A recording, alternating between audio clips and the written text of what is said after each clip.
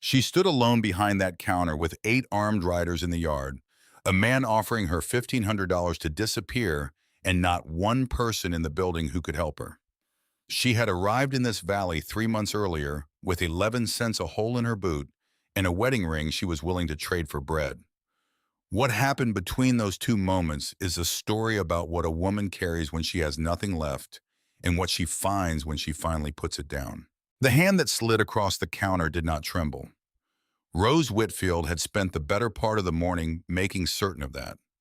She had pressed her palms together in the alley behind Briggs' General Store for nearly 10 minutes, pressing them until the cold of the October air worked its way through her gloves and steadied what 6 months of grief and hunger and relentless forward motion had not quite managed to break.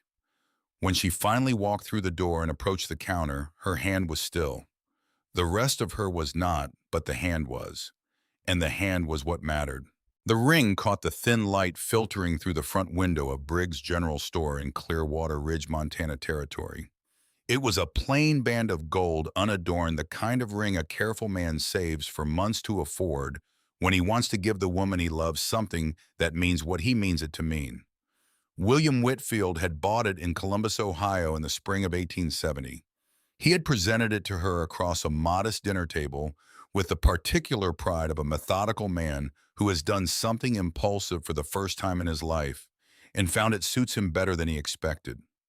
She had worn it through 18 months of marriage through the fever ward of Columbus General Hospital, where she held his hand and watched his breathing slow, and through 6 months of everything that came after. She had sold his surveying equipment. She had sold his books, his good coat, the small writing desk he had built for her from pine boards during the winter of their first year. She had kept the ring until today. Mr. Briggs looked at the ring the way a man looks at something he does not want to be responsible for. He was heavy-set gray at the temples with the kind eyes of someone who had spent 20 years on the frontier watching the parade of desperate people it produced and had learned that kindness and the ability to help were not always the same thing. He studied the ring for a long moment. He did not reach for it. "Mrs. Whitfield," he said, and his voice was genuinely sorry, "I've told you already. Gold doesn't spend easy out here. What folks need before winter is strong backs for wood cutting and fence mending, not jewelry." He pushed the ring back toward her with one thick finger slowly as if the slowness might soften it. "You'd be better off trying the mining camps north of here or the fort." The mining camps were 40 miles north in weather that had already turned mean. The fort was 2 days east. Between her and either of those options stood 11 cents no horse and a left boot with a hole in the sole that she had plugged with folded newspaper 2 weeks ago. The newspaper had since dissolved in the mud of Clearwater Ridge's single main street, and she could feel the cold of the boardwalk through the gap. She looked at the ring on the counter between them and thought about what it meant that the world could reduce a person to this. Not dramatically, not with any of the grandeur that suffering sometimes pretended to have in the books she had read in her former life. Just a counter and a kind man who could not help her in a circle of gold that had once meant everything and now might not be worth a week of cornmeal. "Just a loaf of bread," she said. Her voice came out quieter than she intended. "Or cornmeal, dried beans, anything." The bell above the door chimed behind her. She did not turn around.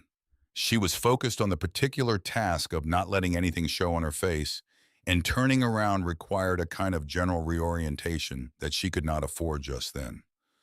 The voice that came from behind her was the kind of voice that filled a room without effort, deep and unhurried, carrying the quality of a man accustomed to projecting across open distances where the wind was always competing. "Something wrong here, Briggs." "No trouble, Mr. Stoneridge. Just explaining to this lady that we don't do trade in gold." She turned.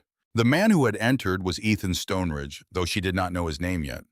What she knew in the first few seconds of looking at him was the following.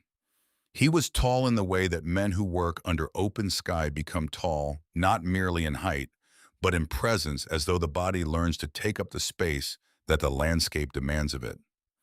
He was built from labor rather than from any intention toward physical impressiveness. the kind of frame assembled by 20 years of hauling timber and wrestling livestock in fighting weather, rather than by any desire to appear a certain way. His clothes were canvas and leather worn at exactly the places where work wore things, at the elbows, in the inner wrist, and the knees. His face was the face of a man who had spent his 30s in the sun, deeply tanned with the lines of squinting into long distances, already establishing themselves around eyes the color of good whiskey amber with gold in it. Those eyes took her in quickly, thoroughly, and without sentimentality.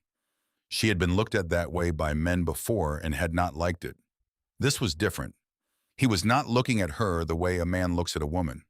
He was looking at her the way a man looks at a problem he is trying to understand correctly before he decides what to do about it.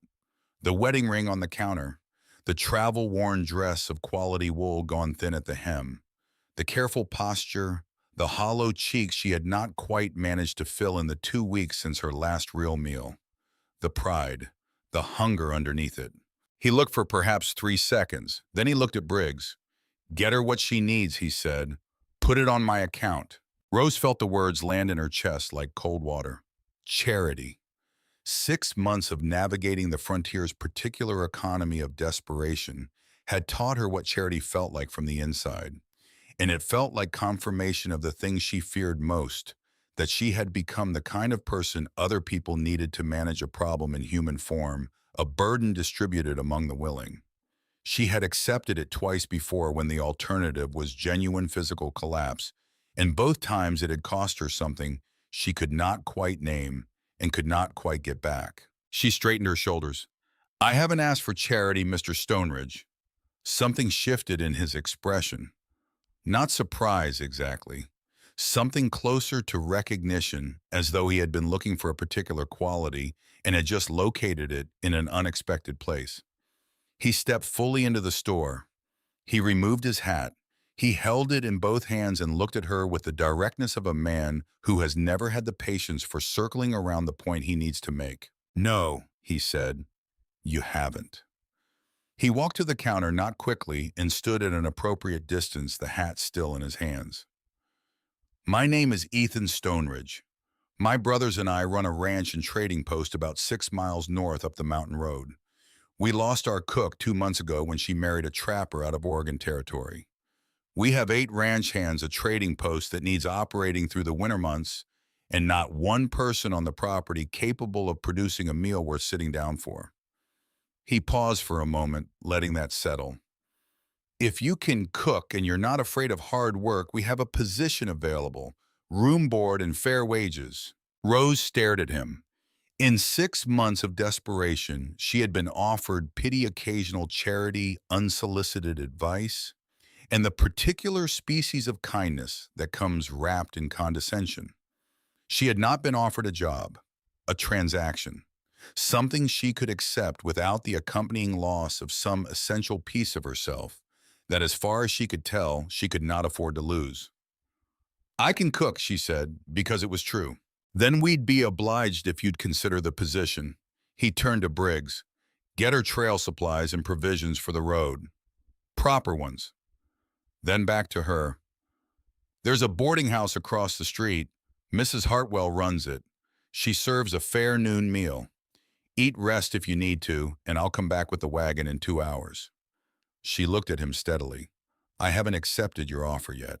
The corner of his mouth moved by perhaps 1/8 of an inch. "No, ma'am, you haven't, but you're still standing here, and you haven't walked out." He moved toward the door. Then he stopped, one hand on the frame, and looked back at her. His voice dropped by half a register, not softer exactly, but more precise, as though the sentence required more care than the ones before it. "Keep that ring. Out here, we don't trade away our memories. We just learn to carry them different." The door closed behind him. The store held its silence for a long moment. One of the 2 men at the far end who had stopped their conversation when the exchange began quietly resumed it. Briggs exhaled through his nose and began moving toward the shelves with the particular efficiency of a man who has received clear instructions and intends to follow them. "Ethan Stoneridge is a good man," he said, not looking at her. "His father's fair. It's honest work they're offering. He paused at the shelf of cornmeal. Been a long time since that ranch had a woman's hand in it. Rose picked up the ring from the counter and closed her fingers around it. Through the store's front window, she watched Ethan Stoneridge mount his horse with the economy of motion that belonged to a man who had been riding since before he could properly see over the saddle horn. He sat for a moment looking back at the store with an expression she could not read at this distance. Then he touched the brim of his hat, turned the horse north, and rode out of sight in a steady cloud of October dust. She put the ring back on her finger. She was not ready to stop wearing it. But she thought for the first time in 6 months that there might eventually be a difference between carrying a memory and being buried under its weight. Mrs. Hartwell's boarding house was a two-story building of weathered clapboard that had, as the woman herself said without apology, seen considerably better days and remained standing through sheer stubbornness. The proprietress was small and bird-like, with sharp eyes and a sharper tongue, and the particular competence of a woman who has run a successful operation for 20 years by being consistently right about people. She looked Rose up and down in the doorway before saying a word. Then she stepped aside and gestured toward a small table near the kitchen window. "Daniel Stoneridge sent you," she said, and then corrected herself immediately. "Ethan, I always mix them up. Ethan sent you."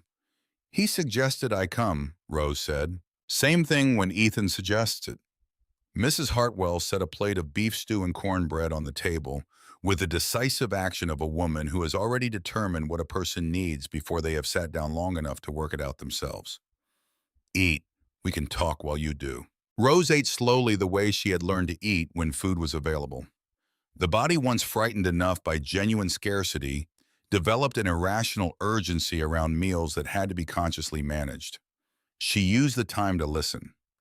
Mrs. Hartwell had opinions about the Stoneridge family offered freely, and in the manner of a local historian who takes the responsibility seriously. Abel Stoneridge had come to this part of Montana Territory in the early 1850s, before most of the territory had a name that anyone agreed on, and had built Stoneridge Ranch and trading post from raw land and pine timber, and the particular stubbornness of a man who had decided this was where he was going to plant himself and was not interested in reconsidering. His wife, Agnes Ney Harper, had been a school teacher from Pennsylvania who came west expecting to educate a generation of frontier children and instead married Abel Stoneridge and spent 30 years making a home in the wilderness with the same fierce competence she would have brought to a Philadelphia schoolroom. She insisted on proper meals even during roundup, Mrs. Hartwell said, refilling Rose's coffee without being asked. Said civilization started at the dinner table, made all three boys learn to read and write properly, made Abel learn to read poetry, which he hated, but did because she asked him to. She sat down across from Rose with her own cup. When she died 2 years ago, something went out of that place. The men kept it running because Abel Stoneridge would not permit anything he had built to fail. But running and living are not the same thing, and I think even Abel knows that. "And the 3 sons," Rose said. "Ethan is the oldest, 34, and he carries every one of those years in the way he holds himself. He was engaged once a few years back. Girl from the Flathead Valley, pretty and educated. Came to visit the ranch and decided the mountains were not for her. Left the morning after she told him." Mrs. Hartwell's expression suggested her view of this woman. "Ethan went quiet after that. Quieter than he already was, which was saying something. He puts everything into the ranch now. Cole is the middle one, 30, and he has his mother's ability to find the humor in a situation which has saved the family from becoming entirely grim on more than one occasion. Smarter than he lets on, which is a useful quality." A pause. "And Grant is the youngest, 26 and still young enough to believe that enthusiasm is a substitute for experience. Agnes's favorite, though she'd never have said so." Rose turned the coffee cup in her hands. "Mrs. Hartwell, there's a man named Crane I've heard mentioned in connection with the ranch. Victor Crane." The older woman's expression changed, not dramatically, but the warmth that had been in it cooled by several degrees. "Crane Timber and Land Company," she said. "Victor Crane has been after Stoneridge's water rights for 3 years. Clearwater Creek runs through Stoneridge land, and Crane wants to control that watershed. He's been working the territorial courts. has enough money to make things uncomfortable for the Stoneridges without ever quite crossing into anything a marshal could act on. She set down her cup with precision. Abel Stoneridge has been in this valley longer than Victor Crane has been in the territory. But patience and longevity don't always win against money and lawyers, and that is a thing that keeps me awake some nights. Rose thought about William, who had worked with federal survey offices and territorial land records throughout his career as a surveyor, who had told her once during the winter of their first year that the West was being quietly lost, and won not by gunslingers, but by paperwork. By who filed what and when and in which office, and whether anyone could prove it afterward. She thought about the sealed envelope at the bottom of her carpet bag under the spare dress, and the copy of her grandmother's Bible, and the small collection of William's personal survey records that she had not been able to bring herself to leave behind when the bank took everything else. The envelope William had written in the last weeks of his illness, when he knew what was coming and wanted to be certain she understood what to do if he was not there to do it himself. She had not opened it, not once in 6 months. She told herself this was because she was not ready. The truer answer was that opening it was the final acknowledgement that William had known, and that knowing had not stopped what came next, and she was not ready to sit with both of those things at once. She folded her hands around the warm ceramic of the coffee cup and set the thought aside. "Tell me more about the ranch," she said. The wagon arrived in front of Mrs. Hartwell's boarding house precisely when Ethan had said it would.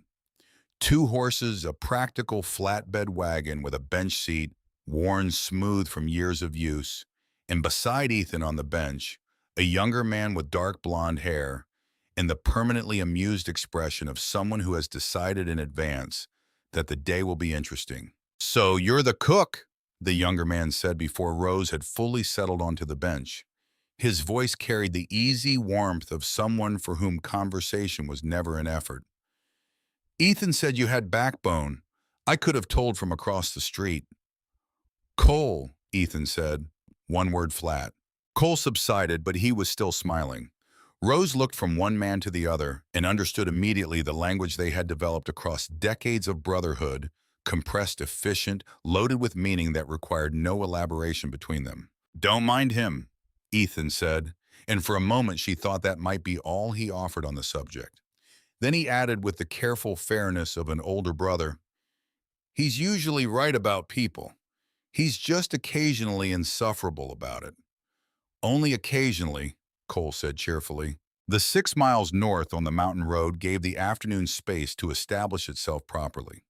The road climbed through stands of ponderosa pine that grew taller and closer together as the elevation increased, the bark red and deeply furrowed in the way of old trees, the air among them carrying the particular clean sharpness of high-altitude pine resin in cold water. To the east, visible in breaks between the trees, the valley spread out below them like a map someone had drawn with a generous hand. The grass turned gold and bronze with October the Creek, a silver thread catching the declining sun. And beyond all of it, filling the northern horizon with the authority of things that predate human concern, entirely the Bitterroot Mountains. White at the peaks, already blue-gray and shadow purple at dusk. Immense and indifferent, and in their indifference strangely clarifying. Rose had not looked at a landscape in 6 months.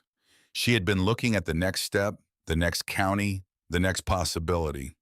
She looked now and felt something in her chest that had been clenched for a very long time loosened by a single, almost imperceptible degree. "First time in Montana?" Cole asked. "First time above 3,000 feet, she said. "It changes you," he said, without the performative profundity that sentence could have carried. "Just as a statement of fact, the way you'd tell someone that a particular tool worked better wet. The altitude, the distance, it takes away what isn't necessary and leaves the rest." He glanced at her sidelong. "Some people find that terrifying.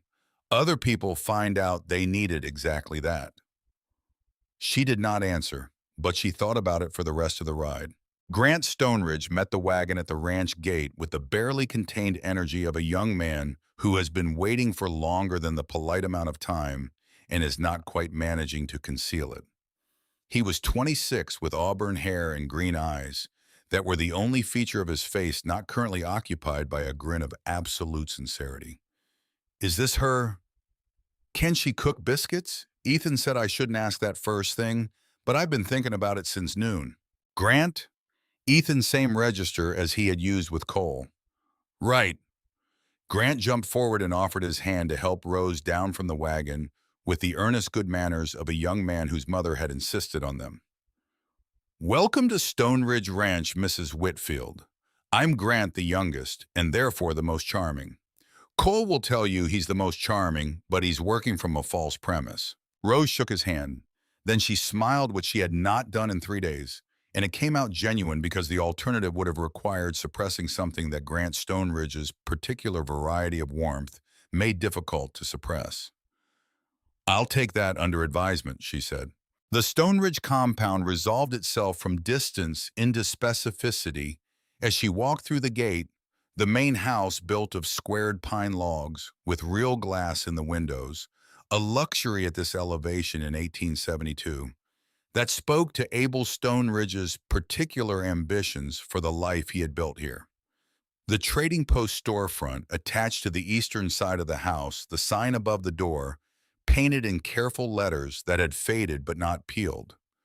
A large barn, a smaller barn, a smokehouse, a root cellar cut into the hillside, and what had once clearly been a kitchen garden behind the main house, now given over to frostbitten weeds and the remnants of autumn's thorough work on anything that had been green. The buildings were sound, the fences were maintained, the equipment visible in the yard was serviceable and carefully stored. Someone cared about the function of this place with a consistency that spoke of long habit and genuine investment. But there was something missing, and Rose felt it before she could have named it. Windows without curtains, no flowers anywhere, not even dried ones from the summer. The table visible through the main house window, bare wood, no cloth, no decoration of any kind.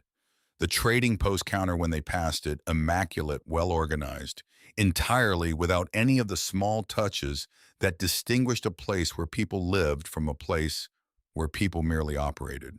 A home where the woman had been was now a place where men worked. The distinction was everywhere, and invisible like light that reveals what it illuminates only by its absence. Abel Stoneridge was on the porch. He was 62 years old, and the decades showed in him the way they show in certain kinds of wood, not as decay, but as depth, the grain of every season's work pressed into the surface and made permanent. He was lean and hard in the manner of men who have spent their lives at altitude and physical labor, and he carried himself with the particular straightness of someone who has never once considered that his presence in a room required justification. His eyes were amber, the same color as Ethan's, but older, with more behind them. He studied Rose with a look that was thorough and unhurried and entirely without cruelty. Mrs. Whitfield, he said, Ethan tells me you've had hard times. I'm willing to work Mr. Stoneridge, she replied. She met his eyes without wavering. That's all that matters now. He held her gaze for a long moment. Something moved across his face that was not quite warmth, but was the precursor to it, the way the air changes before the sun breaks through cloud cover. Then he nodded once with the finality of a man who has made a decision. Fair enough, he said. Supper's at 6 sharp. The men get powerfully cranky when they're kept waiting. He turned toward the door, then stopped. We're glad to have you, Mrs. Whitfield. This kitchen has been waiting for someone who knows what to do with it. He went inside. Rose looked at the porch for a moment. Then she picked up her carpet bag, straightened her back, and followed. The kitchen was larger than she expected, and in precisely the state that Mrs. Hartwell had predicted.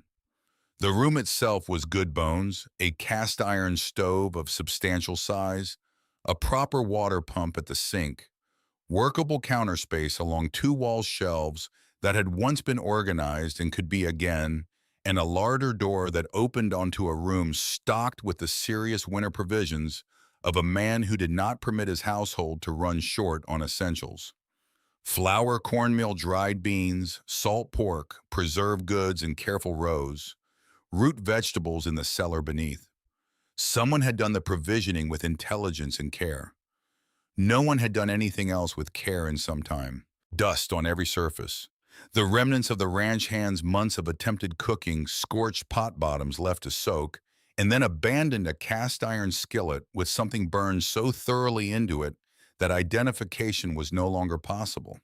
A collection of tin cups rinsed but not properly washed, stacked in a manner that suggested urgency rather than intention. "I know it's a sight," Ethan said from the doorway. He had followed her in without being noticed, which was unusual for a man of his size. The boys tried their best, but "It's fine," Rose said. She was already rolling her sleeves to the elbow.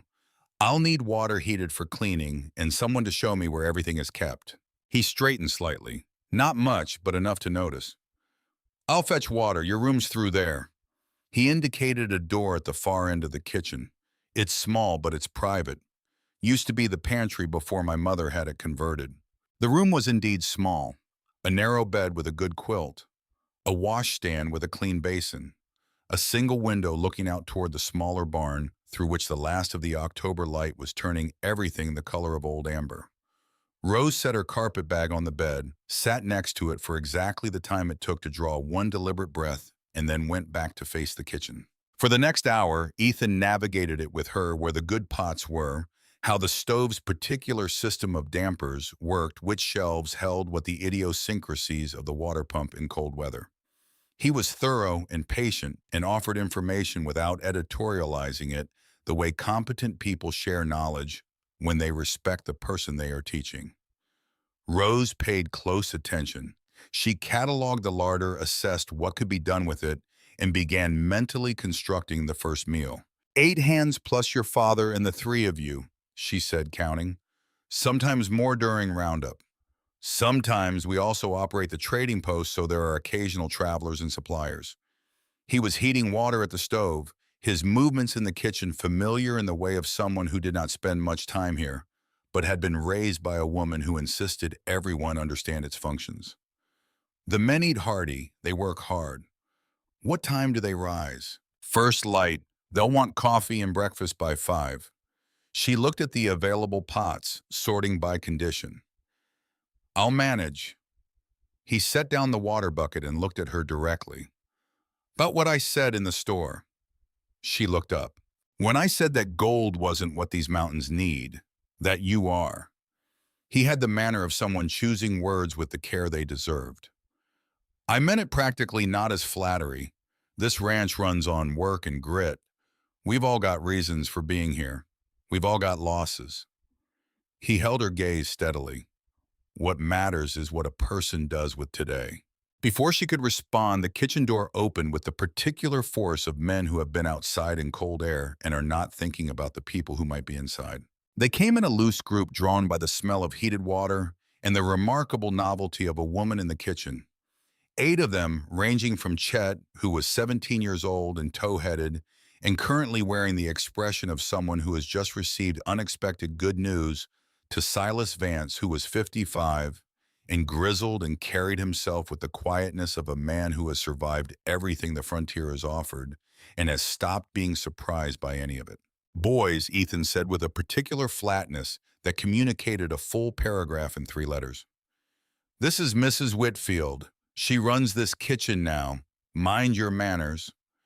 They shuffled and muttered in the way of men who have been told to mind their manners and are making the effort. Hats came off. Eyes went to the stove and came back. Chet, who had clearly been composing his question since before he walked through the door, blurted it out before better judgment could intervene. "Ma'am, does this mean no more of Silas's beans?" "Hey now," said a large man with a thick mustache who was presumably Silas Vance, his voice carrying the wounded dignity of a man whose culinary reputation has just been publicly challenged. "Your beans could saddle a mule," another man said, and the laughter that followed was the relaxed kind, the kind that belonged to men who had been in close quarters long enough to know exactly where the edges of each other's humor were. "Enough!" Abel Stoneridge's voice came from the doorway, carrying the particular authority of a man who does not need to raise it. The kitchen went quiet. "Mrs. Whitfield has work to do. Clear out and let her do it. Supper at 6. They filed out, but Rose caught the expression on their faces as they went, And it was something she recognized from the boarding house dining rooms and church socials of her former life. Hope of the uncomplicated variety, the kind that asks nothing complicated, only whether there is going to be enough to eat and whether it will be worth eating. She turned back to the stove. There was work to do. She produced supper at 6 o'clock with 12 minutes to spare. Beans properly seasoned for the first time in 2 months with salt pork and onions cooked down into them until they had actual flavor. Cornbread made in the large cast iron pan she had found behind three inadequate alternatives. Coffee brewed at a strength that justified the name. Nothing elaborate, nothing that required ingredients she had not found in a larder designed for practical winter use. But it was hot and plentiful, and it was food in the real sense of the word. The men filed in at 6 with an order that suggested the habit was already formed. They took established places at the long table. Abel at the head, Ethan to his right, Cole and Grant, filling out the family's portion of the table with the easy familiarity of men who have shared a table since childhood. The 8 hands arranged themselves with the efficiency of people who have negotiated seating over time. Rose served. She moved efficiently, filling plates and coffee cups, watching the table from the working distance of someone whose job is to feed people rather than participate in being fed. The first bites produced the silence that good food sometimes earns from hungry men, a brief suspension of conversation, while the fact of the meal is absorbed. Then Chet made a sound that he would later deny. "Ma'am," he said with the earnestness of someone reporting a genuine discovery, "this is actual food." Chet. Silas Vance with the firmness of a man who has been embarrassed by association enough times to have developed opinions on it. "I'm just saying what everyone's thinking," Chet said with the moral confidence of the 17-year-old, and the looks that traveled around the table confirmed he was not wrong. Abel Stoneridge, who had eaten in silence with the attention of a man giving a matter its proper consideration, looked up at Rose as she refilled his coffee. "That was a fine meal, Mrs. Whitfield. First real one we've had in a good while." Coming from him, it was less a compliment than a verdict, and she understood that he meant it exactly as much as a verdict meant. The other men murmured agreement in the various registers of men who are grateful and do not quite know how to say it, and she caught Ethan watching her from his place at the table with something in his expression that she could not immediately name. Later, after the table was cleared and the hands had gone back to the bunkhouse, Rose stood at the sink working through the dishes with the particular satisfaction of a task completed against odds. The kitchen was already different from what she had found 3 hours ago, not transformed but on its way. Things in their right places, surfaces cleaned, the stove banked for the morning. Small changes that added up to the beginning of order. Ethan appeared at her elbow with a dish towel. She had not heard him come in. "You don't have to," she began. "My mother made everyone help with cleanup," he said. "No reason to change that." He took a dripping plate from the rack and dried it with the matter-of-fact efficiency of someone who had done this many times and saw no cause for comment on the fact. "The men are already talking about breakfast." Chet offered to come in early to help with the fire if it meant proper biscuits. "I'll manage the fire myself," she said, "but tell him I appreciate the offer." A pause. The kitchen was quiet except for the water and the sound of the stove settling as it cooled. "You did well tonight," Ethan said without looking at her. "I knew you would. You knew nothing about me except that I was desperate enough to try trading my wedding ring for bread." He set down the dried plate. He looked at her, then with a directness that she was beginning to understand was simply how he occupied the world. "I knew you still had pride in the way you stood. I knew you looked at that ring like it meant something more than gold. I knew you didn't beg even when begging might have worked." He was quiet for a moment. People show who they are in hard moments. What I saw in that store was someone who'd bend before they'd break. Out here, that's the kind of person a place like this needs. She turned back to the dishes. Something had happened to the back of her throat, and she needed a moment before she trusted her voice. "Fine words, Mr. Stoneridge," she said, "but I'm just a cook now. Nothing more complicated than that." "Nothing wrong with honest work," he said. And then, "Please, just Ethan. Mr. Stoneridge is my father." They finished the dishes in the companionable quiet of two people who did not know each other well enough for easy conversation, but did not feel the need to manufacture it.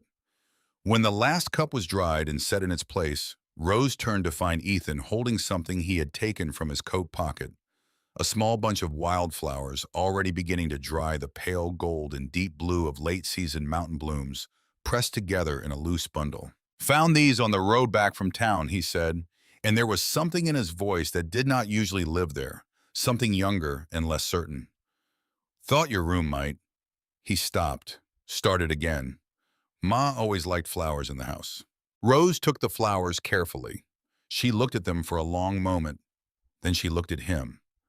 This quiet man who had offered work instead of pity, dignity instead of charity, and was now standing in the kitchen he had navigated with her for an hour, holding wildflowers with the expression of someone who is not entirely sure he has done the right thing. "Thank you, Ethan," she said. He nodded, turned to go. Then he stopped at the door with his back to her and said something that she would think about for a long time afterward. "What you said about being just a cook, you're wrong about that." He did not turn around. "You came here with nothing and you fed 12 people and you're already thinking about what needs doing tomorrow. That's not nothing. That's not even close to nothing." He opened the door.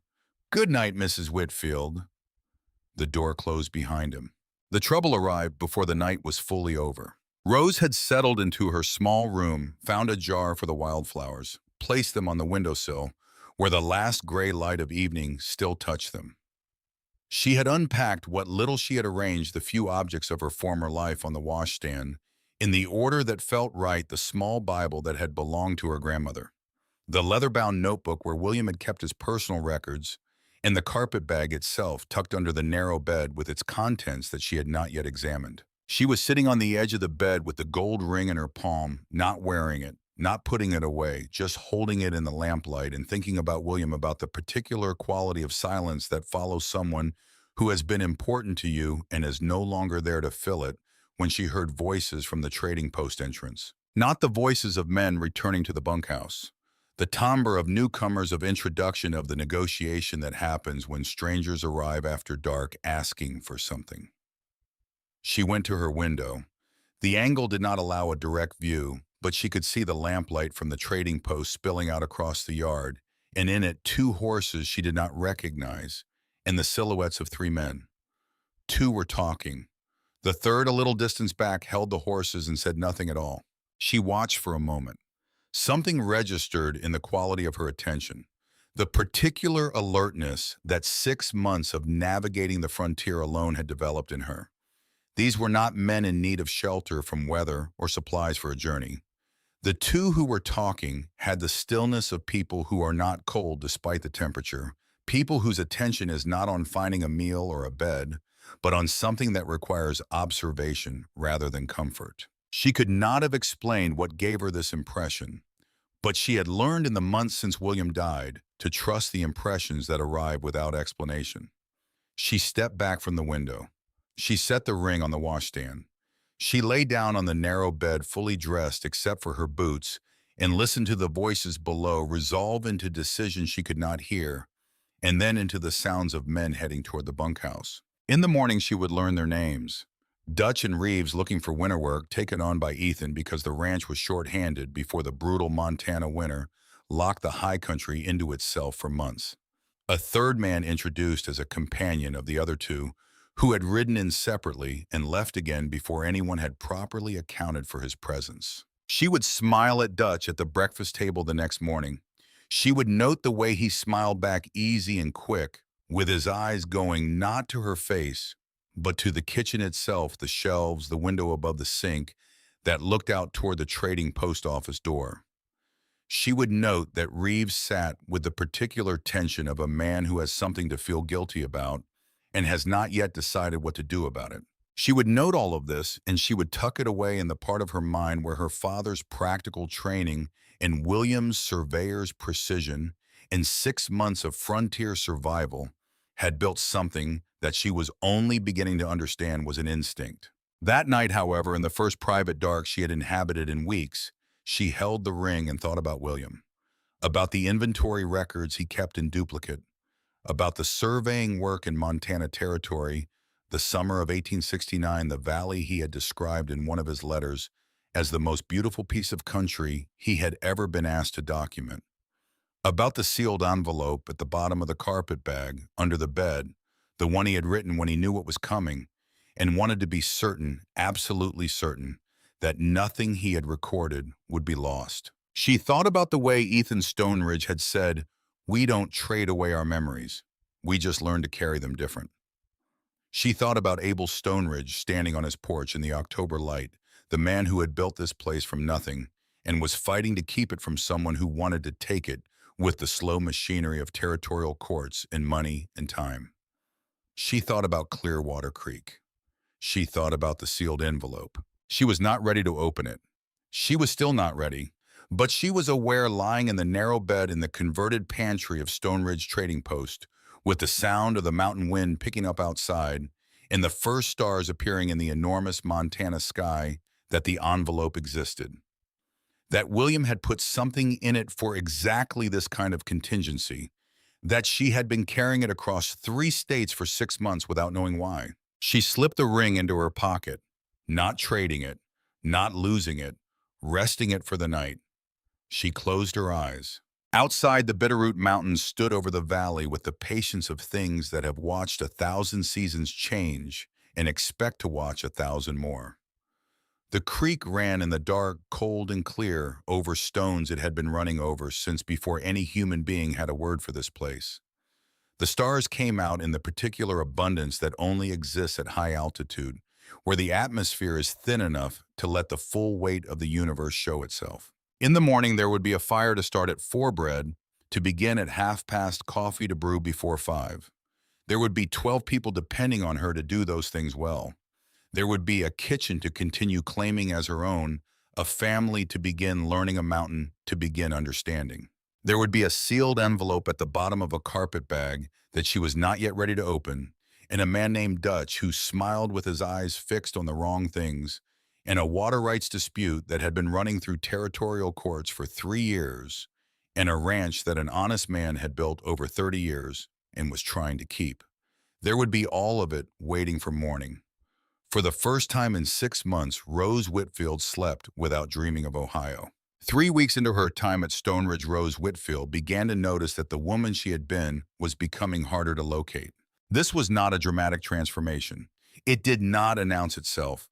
It arrived the way altitude changes arrive, gradually in the body, before the mind, in small adjustments of capacity and perception that accumulate into something new before the person undergoing them has properly registered the process. She rose at 4 without the reluctant negotiation with consciousness that had characterized every morning for 6 months. Her hands, which had trembled through the last weeks of her journey with the fine tremor of genuine malnutrition, were steady. The hollow quality had left her face. The boots she had finally replaced with a serviceable pair from the Trading Post supply stock no longer let in the cold. She was learning the ranch the way she had learned William's surveying work in their 18 months of marriage, not as a student absorbing assigned lessons, but as a competent person paying close attention to a system that rewarded understanding. She knew which floorboards announced themselves at night. She knew how the stove behaved in an east wind compared to a west one, and that the damper required a different adjustment in temperatures below 20 degrees. She knew that Silas Vance took his coffee black and scalding, and that Chet, who was 17 and pretending not to be secretly preferred enough sugar in his to embarrass himself, and that the ratio required adjusting weekly as winter deepened and the work grew harder. She had begun reclaiming the kitchen garden. The ground was not yet frozen solid at the edges, and what Agnes Stoneridge had built there, over 30 years of determined planning, was not destroyed but dormant, the good bone structure of a serious gardener's work still visible beneath the season's neglect. Rose worked at it in the hour between the midday meal and the preparation for supper, pulling frost-killed weeds and turning soil where she could, and making a careful inventory of what had been planted where and what might survive and what would need to begin again from seed in spring.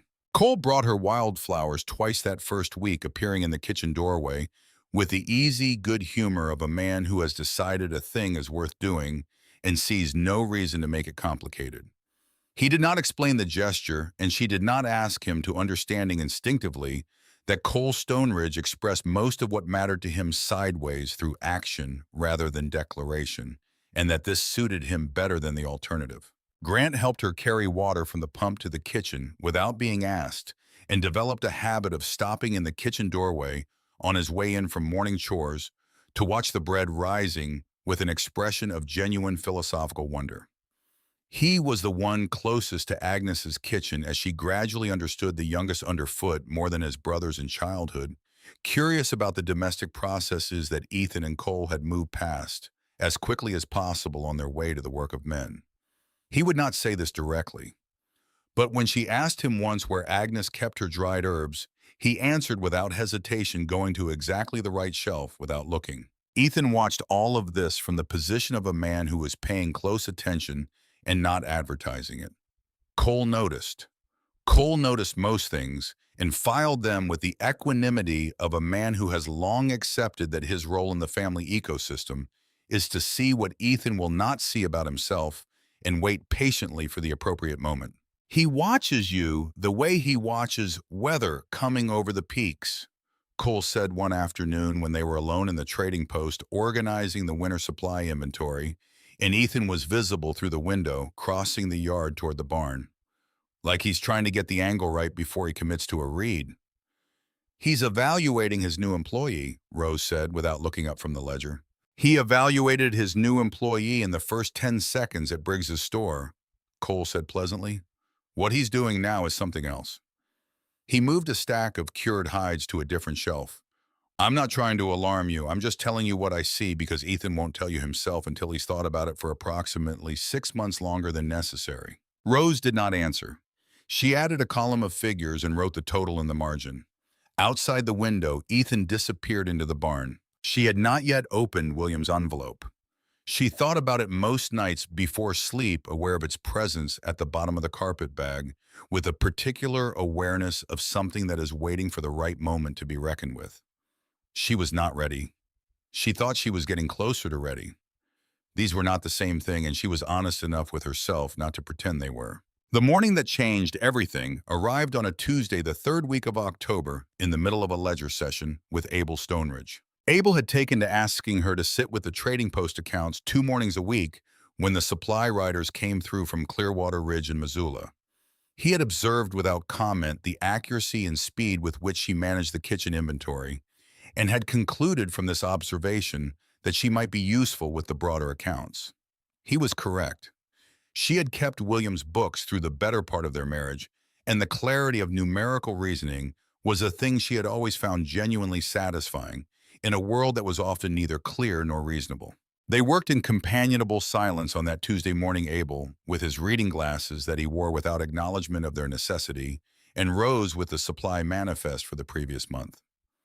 The fire in the trading post stove made the room warm, despite the October chill pressing against the windows. You said your husband was a surveyor, Abel said without looking up from the ledger. His voice had the quality of someone continuing a line of thought rather than initiating one. Yes, Rose said carefully. William Whitfield. Federal survey work, mostly. Based out of Columbus. Abel set down his pen. He looked at the ledger for a moment longer, then looked up at her with the eyes of a man who has just connected 2 things that had been sitting separate in his mind. Ohio Whitfield, he said. William Whitfield, who worked the Montana Territory Survey. Summer of 1869. The room was very quiet. Yes, she said. That's him. Abel Stoneridge did not move for a moment. He looked at the window at the valley visible through it, at the line of Clearwater Creek, catching the morning light at the eastern edge of the property. When he turned back to her, his face held something complicated gravity and the careful management of feeling that very self-contained men develop when they have been surprised by something they cannot afford to mishandle. I knew your husband, Mrs. Whitfield. Not well. He came through in the summer of '69 doing the federal survey of this drainage. He was at our dinner table one evening. Agnes fed him a proper meal, sent him on the next morning with provisions and a map she'd drawn of the mountain trails. He paused. Good man, careful eyes. He asked the right questions about the land and listened when I answered them. Another pause longer. I didn't connect the name when Ethan brought you in. I should have. Rose found that she needed a moment before she could speak, and she took it without apology. He wrote about this valley, she said finally, in a letter to me the summer he did the survey. He said it was the most beautiful piece of country he'd ever been asked to document, that the water was clean and the land was honest, and the man who'd claimed it had done so in good faith and built something worth building. Abel looked at the window again. He documented it thoroughly, he said. That was his quality. Thorough. He always kept personal copies of everything he filed, Rose said. 2 copies of every document, one for the federal office, one for his personal records. He said once that the West was going to be won or lost in the paperwork, and he wanted to be certain that what he recorded would survive. She paused. I have his personal records. I've been carrying them since Columbus. The silence in the trading post had weight to it. All of his Montana survey records, Abel said. Everything from that summer. Abel Stoneridge placed both hands flat on the desk and looked at them for a moment. Then he said, I need to speak with my sons before we go further with this. Tonight after supper. He looked at her directly. Don't mention this conversation to anyone else today, not anyone. She understood what he meant. She nodded and went back to the supply manifest and did not let herself think too carefully about what she was beginning to understand until she was alone in her kitchen with the door closed and the stove banked and the day's work waiting. Cole found her that evening after supper, after the hands had gone to the bunkhouse, and Abel and Ethan and Grant had retreated to the trading post office for the conversation she had not been part of. He came into the kitchen and closed the door behind him and sat down at the table with the manner of a man who has decided to say something difficult and is approaching it directly rather than at an angle. She poured him coffee without being asked. She poured herself one and sat across from him. I've been in contact with a federal lawyer in Helena for 8 months, he said. His name is Harrison Wells. He was a circuit judge before he retired and took up private practice. He's one of the only men in this territory that Victor Crane hasn't managed to buy or frighten. And believe me, Crane has tried both. Cole wrapped both hands around the coffee cup. Wells told me the only way to beat Crane in court is to take the case federal. The territorial court has been compromised. The presiding judge has a son working for Crane Timber. He looked at her steadily. To take it federal, we need federal documentation of our original land and water claim. Something recorded by the federal government, not by us, not by anyone local. Something that can't be dismissed as self-serving. Like a federal survey, Rose said. Like a federal survey, he agreed, completed in 1869 by a licensed federal surveyor filed in the proper offices. He held her gaze. Pa told Ethan and Grant tonight what you told him this morning, about your husband's records. He paused. If those records are what Pa thinks they are, Mrs. Whitfield, then you didn't just come here to cook. You came here carrying the thing we've been trying to find for 3 years. Rose sat with that for a moment.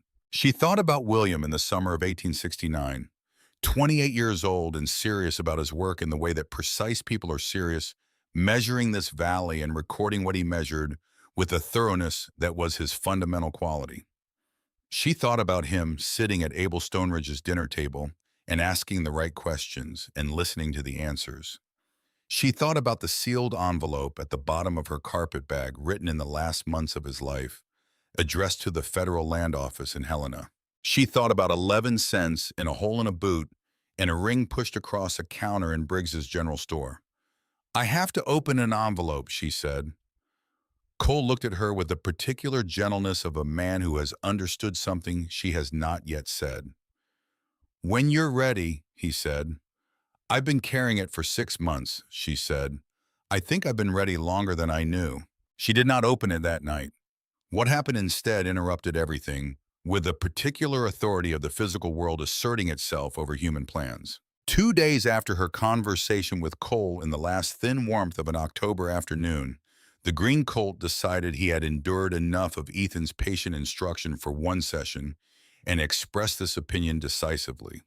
Rose was at the kitchen window when it happened, the Colt going sideways, then vertical, then the controlled chaos of a thrown rider and a horse making use of its freedom, and Ethan on the ground in the corral dust, in a posture that told her everything she needed to know before Grant's shout had finished crossing the yard. She ran. The shoulder was dislocated.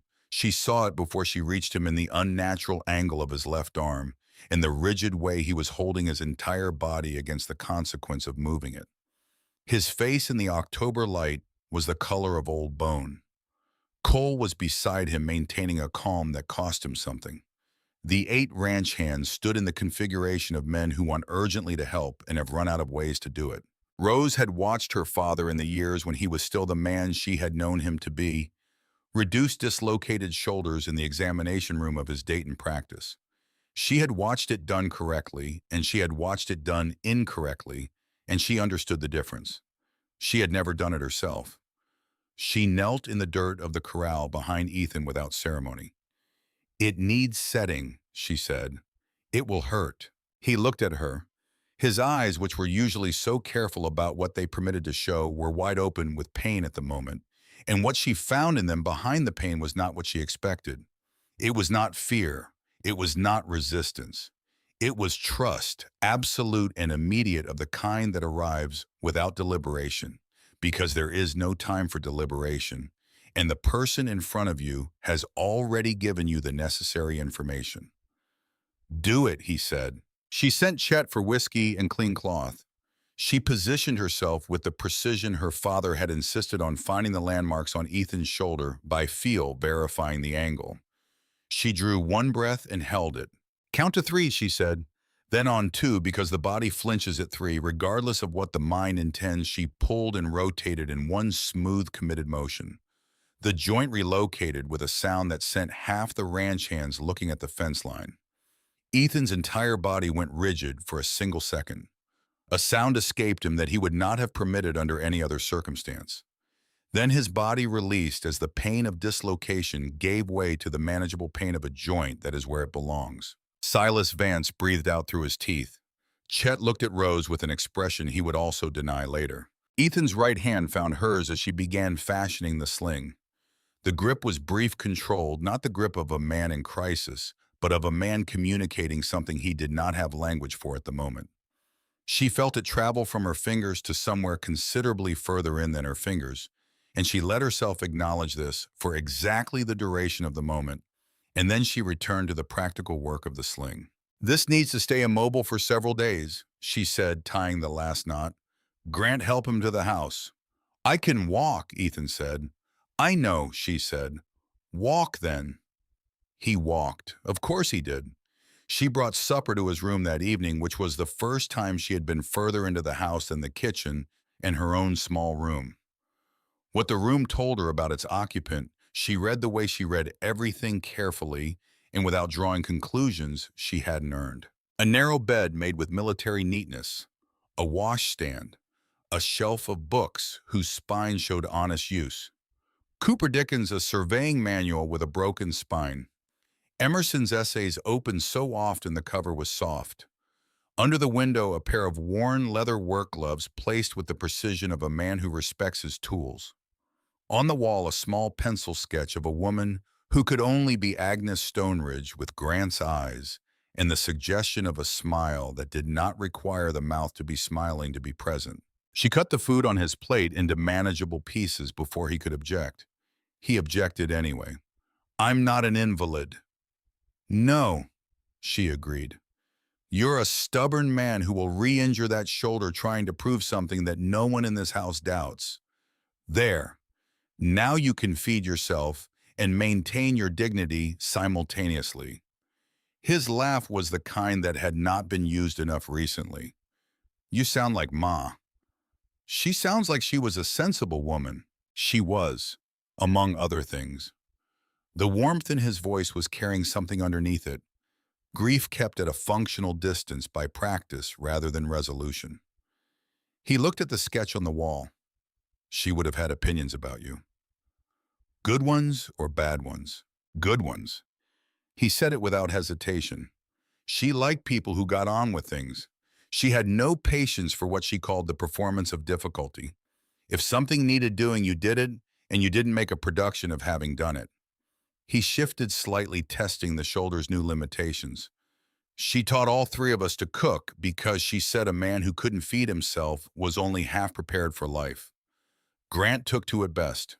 He used to follow her around the kitchen asking questions about why things worked the way they did. Something crossed his face briefly. Ethan and Cole were too impatient to be good students, but we all learned enough. Tell me more about her, Rose said, and settled into the chair beside his bed, because there was nowhere else she needed to be and no good reason to pretend otherwise. So he did. In the diminishing afternoon light with the stove sending its warmth through the floorboards and the sound of the ranch settling into evening. Outside, Ethan Stoneridge told her about Agnes Harper Stoneridge, the school teacher from Pennsylvania who came west with a trunk of books and a conviction that civilization was a thing you built on purpose rather than a thing that arrived on its own. Who insisted on flowers on the table through every season, making do with dried ones in winter when the mountain offered nothing fresh. Who made Abel learn the poems she loved, reading them to him in the evenings until he could recite them himself, which he could still do, though he would deny it in any company larger than immediate family. Who planted roses in the mountain garden against all reasonable expectation of success and kept them alive through 30 Montana winters through what she described as stubbornness and what everyone else recognized as genuine communion with growing things. She would have told you the roses need attention by now, he said. She'd have been out in the garden the day after she arrived, whatever the season. I've been looking at them, Rose said. The bones are still good. It will take time, but they can come back. He looked at her. In the lamplight, his eyes were very amber, very still. She would have liked hearing that. Silence held between them for a moment that was not uncomfortable. She was aware of it, aware of him, aware of the careful distance between the chair and the bed, and what that distance represented in 1872 Montana territory, and why it was correct, and also why it was in some way she could not have articulated precisely insufficient. You're looking at me, he said quietly. Heat moved up her face.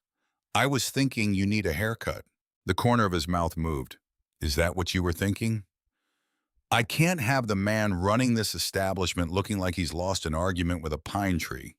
Heaven forbid.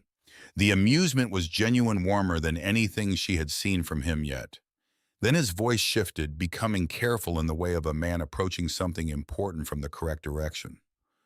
Rose, he paused, tried again. Mrs. Whitfield, your husband, do you miss him? The question settled between them with the weight of something that mattered. She considered it honestly the way it deserved. I miss who we were together, she said. The life we'd built, the future we'd planned, the man he was. She looked at her hands in her lap. But the sharpest edge of it is fading, and sometimes I feel guilty about that. My mother used to say grief was like mountain snow, he said. Covers everything at first, but then spring comes and things grow in the melt that couldn't grow before. It doesn't mean what was under the snow didn't matter, just means life keeps on. She looked at him in the lamplight and thought with the clarity that sometimes arrived unexpectedly, this man is nothing like William. William had been quiet in the way of still water, his depths visible to anyone who looked with patience.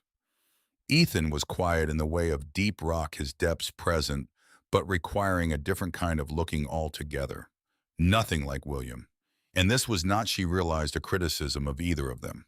His right hand moved toward hers on the armrest, stopped a careful distance short. Rose, he began. Mrs. Whitfield. Chet's voice from the bottom of the stairs, carrying the particular urgency of a 17-year-old who does not know he is interrupting anything. Silas says to ask about the leftover cornbread, and Dutch is wanting to know. I'll be right down, she called, and stood quickly with the gratitude of someone whose retreat has been provided for them. You should rest. I'll send Chet up with anything else you need. She did not look at Ethan's face as she left, But she felt his eyes on her back until she reached the doorway, and she carried the warmth of that attention down the stairs and into the kitchen and pressed her palms against the cool wood of the work table and told herself firmly that she was the cook and nothing more, and that this was a perfectly satisfactory thing to be. She did not entirely believe it, but she was working on it. The Harvest Festival in Clearwater Ridge happened on the first Saturday of November, and Abel Stoneridge announced at breakfast 3 days prior that Stoneridge Ranch would attend for the first time in 2 years. He said this in the same tone he used to announce that the South Fence needed attention, as a statement of decided fact that was not open to renegotiation. He said that Ethan would escort Mrs. Whitfield.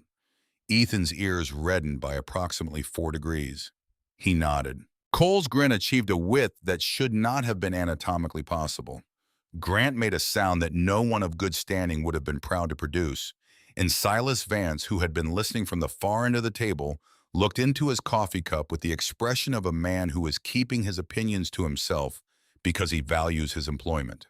Earlier that week, Ethan had quietly put aside the sling. His shoulder no longer needed flexing his left hand at the breakfast table, with the careful satisfaction of a man confirming that a thing is healed correctly.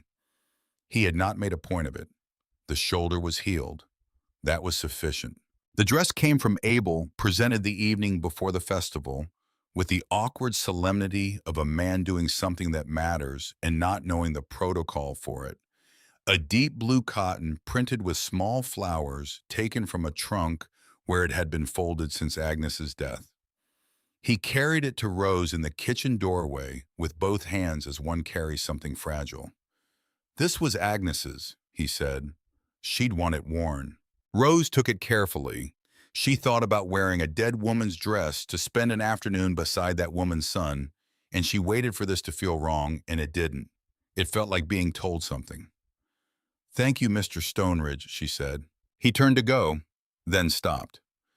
"She would have found reasons to like you," he said, which from Abel Stoneridge was the equivalent of a prepared speech. "She was particular about people, didn't suffer fools and didn't pretend to. But she admired grit." He paused. "She would have found reasons." He went back to the trading post. Rose stood in the kitchen doorway holding the blue dress and felt something she had not felt in a very long time. Something that was not happiness exactly, but was in its neighborhood. When she came out of her room the next morning wearing the dress with her hair properly pinned for the first time since Columbus and the small cameo at her throat that had been her mother's, Ethan was waiting by the wagon in the yard. He turned at her approach. He went entirely still for a moment, not in the way of someone processing unexpected information, in the way of someone whose body has made a decision before the mind has caught up to it. "You look," he said and stopped. Started again. "You look beautiful." "Your mother had lovely taste," she said, because she needed to say something that was true and not dangerous. "She always said pretty things should be worn," he said quietly, "not kept in trunks." He helped her up to the wagon seat with careful hands, and they drove down the mountain road toward Clearwater Ridge in the crystalline November morning. The town had transformed itself for the occasion with the genuine festivity of a community that works hard enough year-round to understand what celebration costs and therefore means. Lanterns hung from every available surface. Tables in the square held the contributions of every kitchen in the county. The cleared area beside the church had been designated the dance floor, and the fiddle player was already warming up with the authority of a man who has been the primary entertainment at every social event in this valley for 15 years and knows it. Rose navigated the whispered commentary with her chin level. She heard it the widow from Ohio, Stoneridge's cook. "Did you see how Ethan looks at her?" She heard the skepticism, and she heard the approval, and she heard Mrs. Hartwell arriving at her elbow with the protective momentum of a small freight train. "Don't mind the busybodies," Mrs. Hartwell said. "Half of them would trade places with you in a heartbeat. The other half are just curious. This county hasn't had anything genuinely worth watching in 2 years." The afternoon passed the roping contest in which Cole placed first with the easy confidence of natural ability. Ethan's second and Grant became memorably entangled in his own rope. the pie judging from which Rose emerged with her diplomacy intact. Introductions to what felt like the entire population of a three-county area, each of whom seemed to have a story about the Stone Ridges that they considered it their civic duty to share. When the dancing began as the light shifted toward evening and the lanterns took over their work from the sun, Ethan found her at the edge of the dance floor. He was holding his hat in both hands with the slight stiffness of a man who is about to do something that requires courage in a different register than the kind he generally calls on. "May I have this dance?" he said. She placed her hand in his. He was not a natural dancer. He was precise and attentive, and he had been raised by a woman who insisted that men who could not dance were only half civilized, and so he had been made to learn enough to avoid embarrassing anyone. His hand was steady at her waist, his left arm moving freely and without pain now that the joint had healed clean. He maintained the proper distance. None of this prevented her from being aware of him in a way that had nothing to do with propriety and everything to do with the fact that for the first time since William had died, another person's warmth and solidity felt like something she wanted to move toward rather than past. They moved through the opening bars of a slow waltz in silence. Then he said with the careful pace of someone who has been composing a sentence for longer than the conversation that produced it, "I need to tell you something." She waited. "I was engaged before." The words came out even deliberate, carrying their cost without complaint. Her name was Catherine Aldrich. Her father ran a ranch in the Flathead Valley. She was educated and accomplished and everything a man could want by the general accounting. His jaw tightened. "She came to Stone Ridge to meet my family, spent a week. On the last evening she told me she couldn't do it, couldn't bury herself in the mountains for any man. Said she'd rather have a comfortable life than a true one." He held Rose steady through a turn his right hand firm. She left the next morning. Rose felt the words settle and understood what they had cost him. Not just the engagement lost, but the particular variety of trust that a private man extends once and then does not quickly extend again. "I'm telling you this," he said, "because I need you to understand that what I feel for you is not loneliness or convenience or the simple fact of a woman in a house that has been missing one. When you argue with me, which you do regularly and which I am not accustomed to." A faint pause. "When you stand in that kitchen and you're already thinking 3 meals ahead. When you looked at those wildflowers I left on your windowsill and you found a jar for them instead of putting them in a drawer." He stopped moving. Around them, other couples continued their waltz. "You are not surviving this life, you are meeting it. You are making it better. You are—" He stopped, found a simpler truth. "You are making me better." They were still. The music played around them. She reached up and touched his cheek. The rough jaw, the wind-weathered skin, the face of a man who had been shaped by the same mountains that were shaping her. Her hand did not tremble.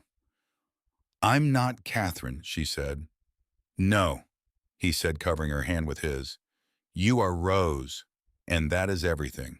They're starting the next dance. Cole materialized beside them with the supernatural timing of a younger brother who has been watching and waiting for exactly the right moment to be simultaneously useful and insufferable. "If you two are finished looking at each other." Ethan's face went red. Rose laughed and it came out fully and free, and she saw something shift in Ethan's expression when he heard it, something that had been waiting for that particular sound for longer than he would have admitted. The evening wound down with the warmth of a community that has spent a day in each other's company and is reluctant to let it go.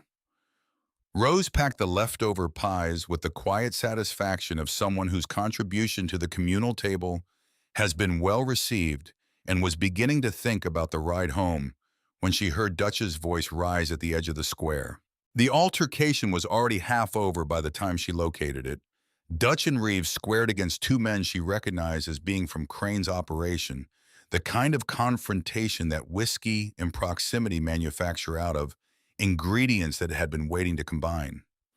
Ethan moved through the crowd with the quiet authority of a man parting water, stepped between the groups, and said something in a voice too low for her to hear from where she stood. Dutch backed down, But the look he gave Ethan before he turned away was the look of a man who has been required to postpone something, not abandon it. Rose watched Dutch's face in the lamplight and felt the things she had felt on the first night, the calibration of her instincts toward wrongness in a register she could not precisely name. His eyes, when they moved to her across the square for just a moment, held the measuring quality she had noticed from the first evening. Not threatening, appraising. The look of a man calculating the value of what he's looking at. On the wagon ride home through the November dark, Ethan's hand found hers on the bench between them. She did not move hers away, and they rode the rest of the mountain road like that in the silence of two people who have said enough for one day. At the trading post door, he kissed her gentle and careful, the question in it more present than the statement, and she answered the question by leaning into him rather than away. When they parted, both breathing slightly unevenly, he rested his forehead against hers. "I'll court you properly," he said, "whatever time you need." "Just be yourself," she said. "That's all I need." 3 days after the festival, with the first serious snow threatening on the northern ridge, Rose opened the sealed envelope. She did it in the kitchen in the early hours before anyone else was awake, sitting at the work table with the lamp turned up and a cup of coffee she had not touched. She had carried the envelope down from her room in both hands, the way Abel had carried Agnes's dress, understanding that some objects require that kind of handling. William's handwriting on the outside, careful, precise, the penmanship of a man who understood that a document's legibility was part of its usefulness. The date, September 1871, 6 weeks before his death. She broke the wax seal. The letter was 4 pages. She read it twice slowly in the lamplight, while the stove ticked and the mountain held its breath outside the window. What William had written was this: in the summer of 1869, conducting the federal survey of the Clearwater Creek drainage in Montana Territory, he had documented the water origin flow patterns and watershed of the creek with the thoroughness that federal survey work required. He had filed the complete record with the Federal Territorial Survey Office in Helena and with the Federal Land Archive in Columbus as a standard backup procedure. He enclosed in the envelope a certified summary of his principal findings: the creek's origin above the Stoneridge homestead, the original homestead claim filed by Abel Stoneridge in 1852, establishing prior rights to the water by 17 years over any subsequent claim. The summary was signed in his hand, notarized by the Ohio Land Office, and certified as an accurate representation of the federal record on file in 2 separate federal offices. He had written at the end of the letter, "I do not know why you are reading this, rather than me delivering it to the proper authority myself. I hope the reason is a minor one. But if it is not, then what I want you to know is that the work was done correctly and the record exists. Somewhere in the country there is documentation of the truth of what I found, and if it is ever needed, it will be there. That is the best thing a surveyor can offer, not gold, not land, but the honest record of what is. Keep this safe. It may matter to someone someday in ways neither of us can predict." Rose sat with the letter for a long time after she finished reading it. She thought about William spending an evening at Abel Stoneridge's dinner table in 1869, asking the right questions and listening to the answers, and then going out the next morning to measure and record and document what he found with the care of a man who believed that accuracy was not just professional obligation, but a kind of moral responsibility. She thought about him writing this letter 3 years later, dying in a hospital ward, making sure that what he had recorded would survive him.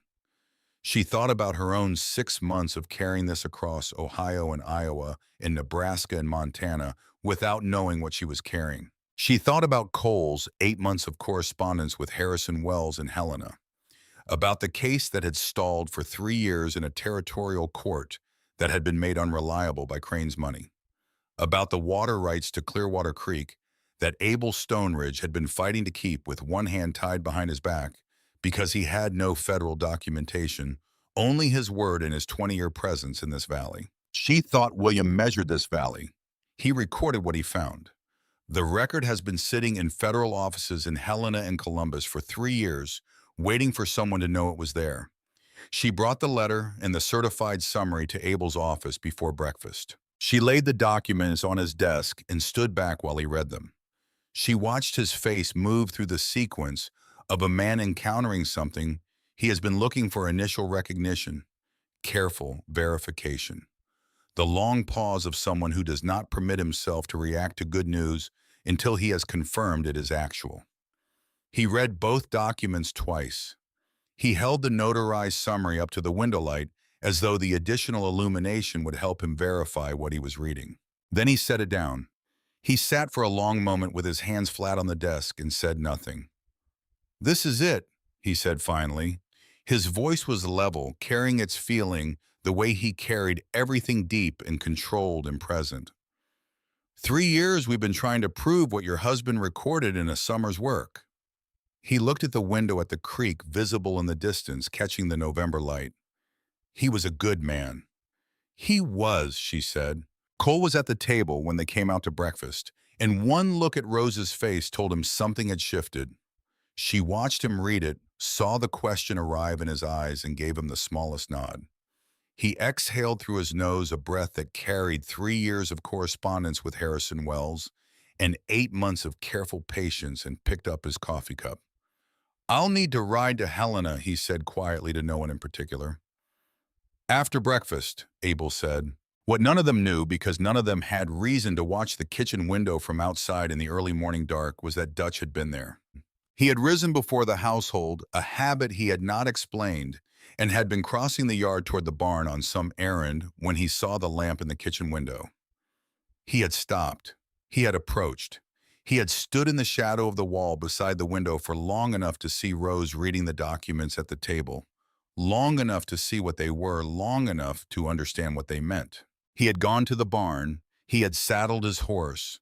He had ridden quietly out of the Stone Ridge compound before anyone was awake enough to notice, taking the south road toward the Crane timber operation. Reeves, waking in the bunkhouse to find Dutch's bunk empty, stared at the ceiling for a long while.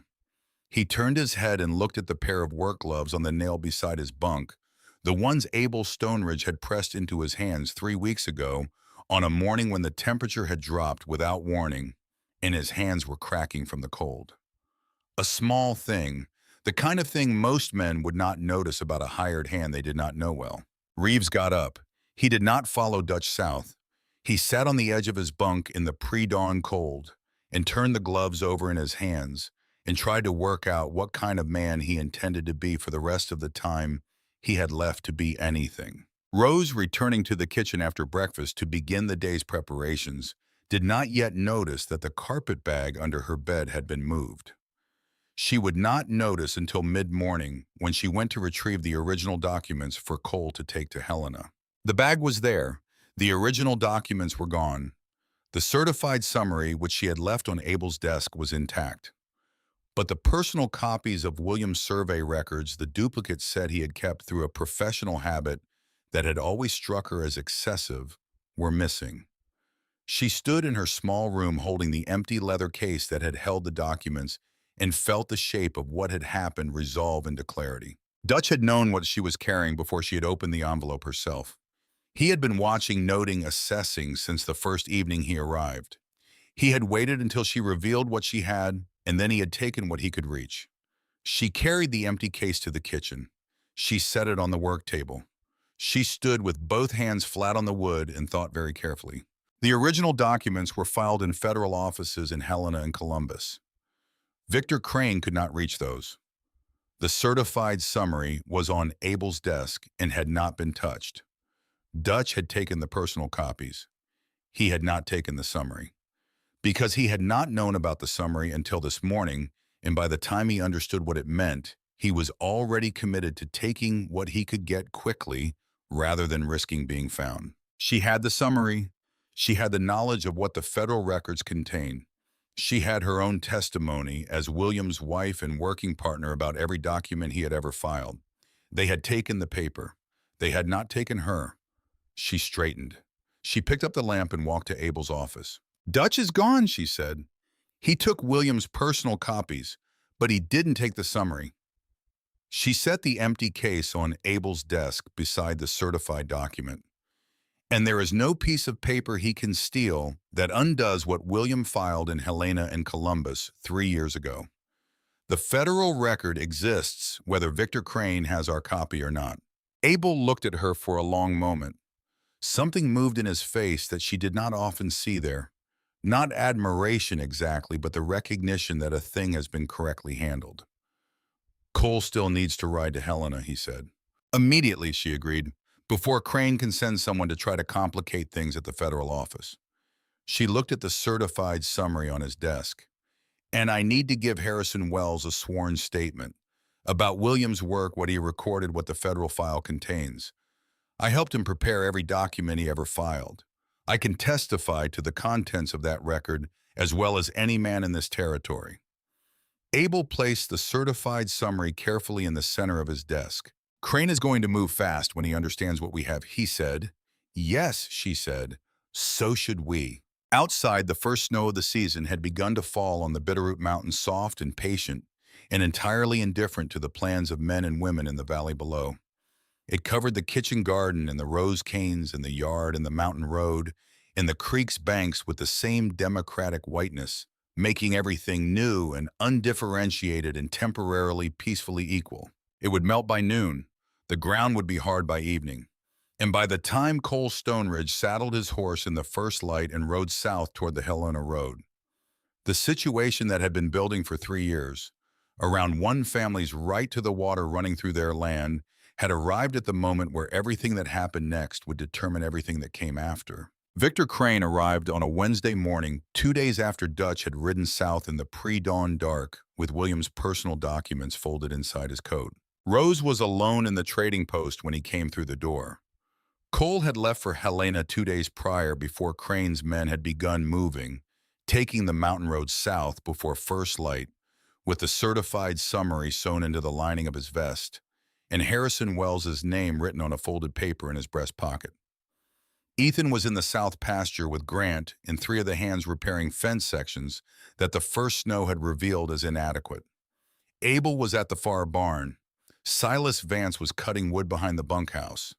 Chet was with him. Rose was alone working through the winter supply ledger when the door opened. Victor Crane was 52 years old, compact and carefully dressed in the expensive wool of a man who wants you to understand immediately that he can afford expensive wool. He was not physically imposing. He did not need to be. The 8 riders visible through the trading post window provided that function, sitting their horses in the yard with the patience of men who have been paid to wait and are comfortable with it. He looked around the trading post with the assessing eye of a man who has walked into many establishments and calculated their value before he finished crossing the threshold. He looked at the shelves at the account books on the counter at the window behind Rose that faced toward the main house. Then he looked at Rose. Mrs. Whitfield, he said. His voice was smooth, educated, carrying the particular register of someone who has spent decades in rooms where his word resolved things. I think we can speak plainly with each other. He set a leather satchel on the counter between them. It made a solid sound that indicated its contents were not paper. There's $1,500 in that bag, he said, for your cooperation, specifically for your departure from this territory. Permanently. He said it the way you'd quote a price at market, reasonable and final. I'm a practical man, Mrs. Whitfield. The documents your husband prepared are a complication, but complications can be managed. What cannot be easily managed is a woman with direct knowledge of their contents, willing to stand in a federal courtroom. I'd prefer to resolve this without that. The counter was between them. On Rose's side of it, the supply ledger and ink bottle, the pen she had set down when he came in, and in the drawer below the counter surface, the single-shot Derringer that Abel Stoneridge had placed there on her 3rd day at Stoneridge with the instruction that the trading post occasionally received visitors whose intentions were commercial in a different sense than the business intended. She had practiced with it twice in the yard enough to know what it was and what it cost to use it. She was not thinking about the Derringer. She was thinking about William, who had spent a summer in this valley measuring it honestly and recording what he found. She was thinking about Abel, who had built everything visible through the trading post windows over 30 years of straight dealing and hard work. She was thinking about the roses in the kitchen garden coming back from 2 years of neglect because someone had decided they were worth the effort. She thought about all of this in approximately 3 seconds. No, she said. Crane looked at her with the expression of a man who has encountered a word he did not expect in this context. Mrs. Whitfield. His voice retained its smoothness with the effort of long practice. Let me be direct about what you are positioned against. I have operated in this territory for 11 years.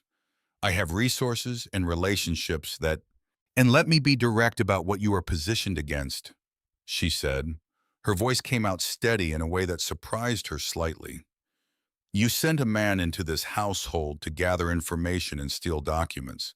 That is federal crime because those documents were federal property. You have been applying pressure to a territorial court whose presiding judge has a son on your payroll. That is corruption of a territorial judicial proceeding. And you are now standing in this trading post offering money to a potential federal witness to leave the territory. She placed both hands flat on the counter. Everything you have done in the past 4 minutes is a reason for a federal judge to find against you before I've said a single word about my husband's survey work. So I would suggest you take your bag and leave this building. The silence that followed had a specific texture, the silence of a room where something has shifted, and everyone present is deciding what the shift means. Crane looked at her for a long moment. She held his gaze without moving. Then Abel Stoneridge's voice came from the doorway behind Crane. You've had your answer. Crane turned. Abel stood in the doorway, his old Sharps rifle held in the manner of a man who is not pointing it at anyone, but whose hands are positioned in a way that makes the next movement require very little. He was 62 years old, and he looked in that moment precisely as old as the mountains behind him. Crane picked up his leather satchel. He looked at Rose one final time, and what she saw in his eyes was not anger but calculation, a man adjusting his plan rather than abandoning it. He left. The 8 riders in the yard turned their horses and followed him south. Rose remained at the counter with her hands flat on the wood for a long moment after the sound of the horses faded. Then she became aware that her hands were not shaking and found this interesting. Abel came to stand on the other side of the counter. He looked at her the way he looked at things he was making an honest assessment of. What you just did, he said. It needed doing, she said. He was quiet for a moment. Agnes would have done exactly that. He said, which from Abel Stoneridge was not a comparison but a category of the highest order. He turned toward the door. I need to send a rider after Cole. He needs to know Crane's been here and that we should expect him to move faster now. He left. Rose stood in the empty trading post and listened to the mountain wind against the windows and the sound of Clearwater Creek carrying water over stones. It had been running over since before anyone in this valley had arrived or would remain. Cole reached Helena in 2 days, riding hard on a mountain road that had not yet decided whether it was autumn or winter, and was expressing this ambivalence in ice and mud in equal measure. Harrison Wells received him in an office above a hardware store on the main street, a dry and precise man of 60 who had been a federal circuit judge for 20 years before retiring to private practice, with the observation that justice was better served by competent attorneys than by the arbitrary luck of judicial assignment. He read the certified summary twice. He read William Whitfield's letter once, then set it down with the care of someone handling something that belongs to a category beyond the merely legal. The federal record exists in both Helena and Columbus, Cole said. I know it does, Wells said. I've been trying to access it for 8 months. Crane's contacts in the Territorial Land Office have been obstructing the inquiry. They cannot obstruct a federal court order, which is what I intend to file before this day is out. He looked up from the documents. Your sister-in-law. She's not yet, Cole said, but she will be. The woman who prepared these records, who can testify to their contents. Yes. I'll need her sworn statement. She expected that, Cole said. She said to tell you she helped William Whitfield prepare every federal document he ever filed, and that she can testify to the contents of the Montana Territory Survey record as accurately as any man who was present. Wells looked at the certified summary one more time. Then he put it in a drawer, locked the drawer, and reached for his pen. "Tell Mrs. Whitfield," he said, "that I'll have the court order for the federal records by tomorrow morning and a hearing date by the end of the week. And tell Abel Stoneridge that 30 years of honest dealing in that valley is about to receive the documentation it should have had a long time ago." Crane did not wait for the courts. Rose understood this about him from the morning he had stood in the trading post. He was not a man who accepted the legal process as the final word when the legal process was about to go against him. He had operated for 11 years in Montana territory by moving faster than opposition could organize, and when organization was imminent, he moved faster still. The harassment of the previous weeks, the cut fence lines and the fouled waterhole, had been reconnaissance. What came on the Friday night of that week was something different in kind. Rose woke at 3 in the morning to the sound of too many horses moving too fast in the wrong direction. She was dressed and at the kitchen window with the rifle from the corner before her mind had fully cataloged what her body had already decided. Through the glass riders coming from the north, more than a dozen moving with a purposeful spread of men who have been briefed on a layout and are moving to assigned positions. Lantern light from the bunkhouse, where someone had already raised the alarm. Grant's voice carrying across the yard. Abel and Silas Vance moving from the main house toward the barn. Ethan came from the direction of the south barn at a run, took in the situation in one sweeping look, and began giving orders in the low, controlled voice of a man whose register does not change under pressure. She heard her name mentioned. She heard Grant say with the flatness of someone reporting a known fact, "She won't go." He was correct. She took the rifle. She moved to the position at the kitchen window that gave the widest angle on the approaches to the trading post, and she stayed there. What followed was not the clean exchange of a story told afterward, but the actual texture of violence at night, the crack of rifle fire from multiple directions, the specific chaos of men moving in darkness with incomplete information about where other men are, the noise of horses responding to shots and riders trying to manage that response, and underneath it all, the constant calculation of a mind trying to understand what is happening and where the critical failure points are. Rose tracked it from the window. Crane's men had come in two groups, one pressing from the north against the bunkhouse and barn position, where Ethan and Silas were holding, and a second moving around the western side toward the trading post itself. She could see their lantern moving through the tree line, and she could see what they were carrying. A torch. They intended to fire the trading post. She had approximately 90 seconds. She did not think about this. She went out the kitchen back door into the November night air that hit her like cold water moving low and fast across the open ground between the house and the western tree line, taking the angle that the darkness gave her rather than the angle she would have preferred. The man with the torch was mounted approaching the corner of the trading post at a walk, not expecting opposition from this direction. She fired once, not at the man, but ahead of his horse, close enough that the sound and the muzzle flash sent the animal sideways in genuine panic. The rider lost his seat. The torch went down into the frozen mud and went out with the inglorious finality of fire encountering wet earth. From the barn corner, a second shot from Grant, who had seen what she was doing and covered the angle she could not cover herself. The rider on the ground scrambled to his feet and ran for the tree line. Rose pressed her back against the wall of the trading post and let out the breath she had been holding since the kitchen door. Above her, through the trading post window, she could see the lamp she had left burning on the counter, the ledger she had been working on before sleep, the drawer where the derringer was, all of it intact. She went back inside. She took the position at the front window and watched the north yard where the main exchange was still happening, and she waited. The thing that ended it came from a direction no one inside the Stoneridge compound had expected. From the northern tree line behind Crane's men, a second set of rifle shots rang out, not directed at the Stoneridge defenders, directed at Crane's formation into the rear of the men who had been pressing the bunkhouse. Confusion spread through Crane's force with the speed that confusion always spreads through people who are in the wrong and beginning to understand the geometry of that. The men at the bunkhouse line, pressed from behind by an unknown force, began to lose their coherence. 7 men from Clearwater Ridge had ridden up the mountain road in the dark with rifles and the particular determination of neighbors who have lived long enough in proximity to understand that an attack on one family in a valley is a statement about all families in that valley. Silas Vance had sent a rider to town 2 days before when the shape of what was coming had become clear to him with the certainty of a man who has been reading trouble for 50 years. He had sent the rider quietly without announcement because he had been in this valley long enough to know which men would come and which would not, and he had sent word only to the ones who would. And with them in the dark, at the edge of the tree line, were Dutch and Reeves.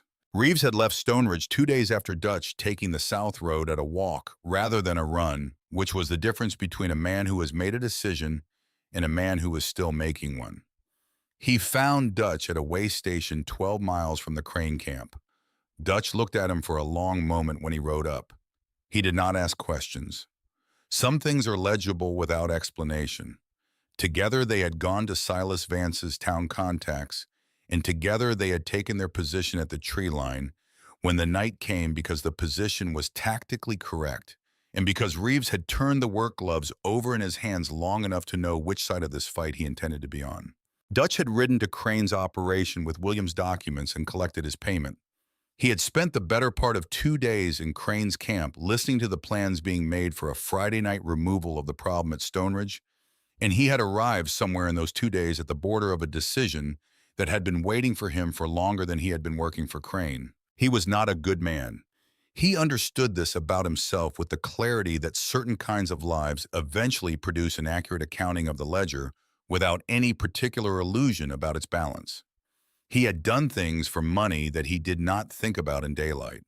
But there were things on the other side of the ledger, too smaller and less dramatic, and one of them was Abel Stonebridge pressing a pair of work gloves into Reeves's hands on a cold morning because he had noticed that Reeves's hands were cracking. It was a small thing. It was the kind of small thing that a man like Abel Stonebridge did without thinking, because it was the obvious right action, because the other man's hands were damaged, and he had gloves to give.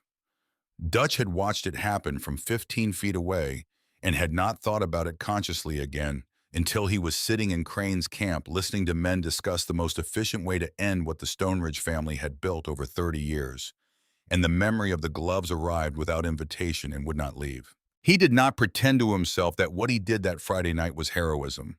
He went to Silas Vance's town contacts because it was the available action, and he brought Reeves because Reeves had already decided, and he took the position at the tree line because the position was tactically correct.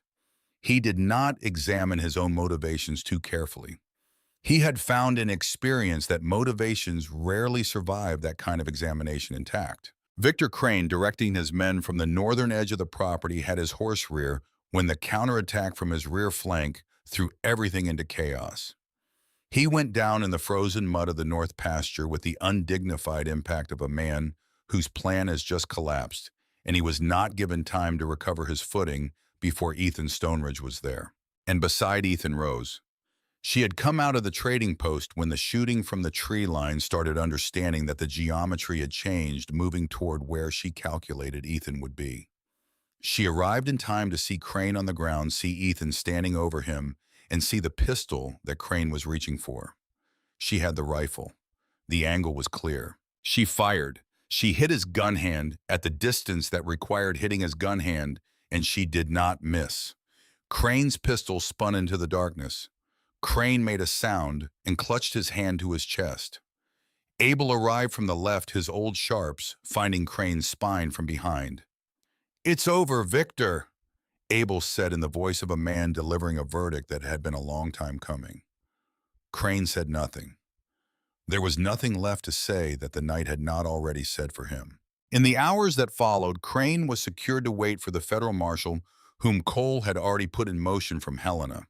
His hired men, without their employer's direction and facing odds that had equalized in a direction they had not expected, made the practical calculation that cowboys and hired guns have made since the beginning of organized conflict. This is no longer the arrangement I agreed to, and I am going to leave it. They left. The 7 men from Clearwater Ridge, with the quiet satisfaction of a job correctly done, saw them to the road and waited until the sound of horses faded entirely before turning back to the Stonebridge compound.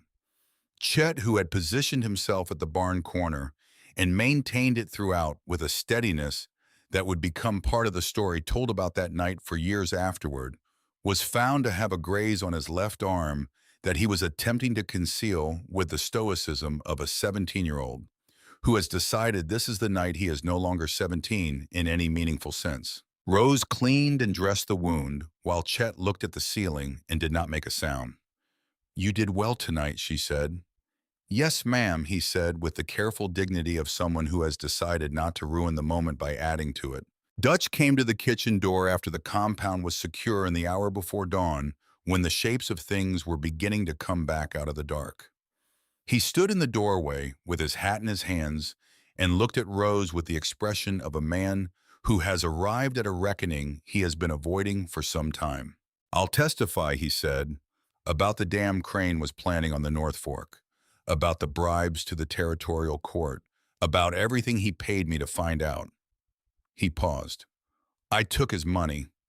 I'm not going to pretend I didn't, but I'm going to say what I know for what it's worth." "It's worth a great deal," Rose said, "to the federal case." He nodded once. He started to turn away, then stopped. "The documents I took, I left them with Crane. He'll have burned them by now." "We don't need them," she said. "We have what we need." He looked at her for a moment longer with the expression of a man trying to locate the right thing to say and finding that the right thing was nothing. And so he nodded again and went out into the pre-dawn dark. Reeves, when asked later what had made the difference, looked at the pair of work gloves on the nail beside his bunk and said, "Nothing big, just a small thing." The Federal Circuit hearing convened in Clearwater Ridge 2 weeks after the night of the attack, conducted by a judge named Harlan Price, who had traveled from Helena with the particular efficiency of a federal appointee who has been told that a matter has been allowed to remain unresolved for longer than it should have been. He reviewed William Whitfield's certified summary. He reviewed the federal record retrieved by court order from the land office in Helena, which matched the summary in every particular, because William Whitfield had been that kind of man. He heard Rose's sworn testimony about the survey work delivered in the straightforward manner of someone who has prepared every document being discussed and is therefore not guessing at their contents. He heard Dutch's testimony about Crane's interference with the territorial court. He heard Harrison Wells present the full case with the methodical thoroughness of a former judge who knows exactly what evidence needs to be where. He retired to consider his ruling for 4 hours. He returned with 2 pages of findings. Abel Stoneridge's original homestead claim of 1852, documented by federal survey and confirmed by the records of 2 separate federal land offices, established prior right to the waters of Clearwater Creek by 17 years over any subsequent claim. All conflicting claims filed by Crane Timber and Land Company were dismissed. Victor Crane was remanded to federal custody on charges of judicial corruption, witness intimidation, and interference with federal proceedings. Additional charges relating to the night attack were referred to the territorial marshal. Judge Price looked up from his papers at the end of the reading. "This matter," he said in a voice that suggested he had reviewed a great many matters and had opinions about the quality of this one's management, "should have been resolved in this fashion 3 years ago. The record existed. It simply needed someone who knew where to look for it and what to do with it when they found it." He looked briefly at Rose, who was sitting beside Abel in the front row of the room that Clearwater Ridge used as a courtroom when it needed one, and then he looked back at his papers and said nothing further. He did not need to. Winter came properly then, as Montana winters do, without apology and without interest in the plans of the people who live under them. The snow closed the high mountain roads and shortened the days to a thin wedge of gray light between long darks. The trading post managed its winter custom with the steady rhythm of necessity. The kitchen produced 3 meals a day for 12 people and occasionally more when travelers were caught by weather and needed a place to be. Rose learned to milk Blossom, the ranch's brown and white dairy cow, in a process that required 3 weeks of daily negotiation before arriving at something that could be called an understanding. Blossom expressed her philosophical reservations about the arrangement with consistent vocal commentary that the ranch hands found entertaining and that Rose found educational in the particular way that animals teach you things You did not know you needed to learn about patience. Ethan chopped extra wood for the kitchen without being asked. He appeared in the doorway most evenings after supper, not imposing, simply present, available for whatever conversation was natural. They talked about the ranch, about the spring planting, about the books on his shelf that she had been working through with the systematic pleasure of someone reunited with a form of abundance she had gone without for months. They talked about Agnes's roses and what would be required to bring them back properly. They talked occasionally about William and about the particular quality of grief that had changed its texture over the months from something sharp and constant into something that was still present but had found its proper place in the architecture of who she was now. He was courting her with the patient precision he brought to everything, and she was allowing it. And the winter moved around this the way winters move around. Things that are taking their time, covering everything, equally making no distinctions, waiting. The question came in February on an evening when the snow was falling past the kitchen window in the slow, patient way of weather that has no urgency because it has all the time the season gives it. Ethan was at the kitchen table with a broken piece of harness he was mending, and Rose was at the stove with the bread she had started that morning, and the kitchen smelled of wood smoke and rising dough, and the particular warmth of a room that has been regularly inhabited by people who find being in it a good use of their time. He set down the harness. "I'm not going to make a production of this," he said, which was accurate and which she appreciated. "You know what I'm asking. I've been making it plain for 3 months." She turned from the stove. "I want you to stay," he said. "Not as the cook, as my wife, as the person this house has been waiting for since before either of us arrived at that store in October." He held her gaze with the steadiness that was his most essential quality. "I know what I am. I'm a man of few words and too much silence and work that doesn't stop because the season changes. I know what this life is. You've been living it for 4 months and you know it better than Catherine ever did because you actually looked at it." He paused. "I can promise you that I'll spend whatever time I have trying to deserve the answer I'm hoping for. That's the best honest accounting I can give." She crossed the kitchen and stood in front of him and put her hand against his face, the rough jaw and the weathered skin, and looked at him with the full attention of someone who has made a decision. "Yes, Ethan Stoneridge," she said. "Yes to everything." Chet, who had been tasked with bringing a message to the kitchen and had arrived at the window at an inopportune moment, managed to contain himself for approximately 4 seconds before the whoop escaped him and was heard in the bunkhouse. By breakfast the following morning, every person at Stone Ridge Ranch knew. By the noon meal, the news had reached Clearwater Ridge via the supply rider who went to town Thursdays. By the end of the week, Mrs. Hartwell had sent up a jar of preserved plums and a note that said, "Finally, A.H." April arrived the way spring arrives in the Bitterroots decisively overnight, with the extravagance of a season that has been waiting behind winter for 6 months and intends to make its presence known. The snow pulled back up the mountain faces.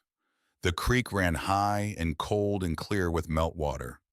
The kitchen garden showed the first green of returning life, and among the rose canes the thin red growth of Agnes Stoneridge's most particular legacy. The wedding was set for the first Saturday with weather that could be relied upon, which turned out to be the 12th of April, a day that the Bitterroot Mountains cooperated with in the manner of a landscape that has its own opinions about what deserves good conditions. Abel came to Rose's room the morning of the wedding with a small wooden box he carried in both hands. Inside was a hair comb of Irish origin, delicate set with small seed pearls, the kind of thing that travels across an ocean and a continent in the bottom of a trunk belonging to a woman determined to bring beauty with her wherever she is going. "This was Agnes's mother's," he said.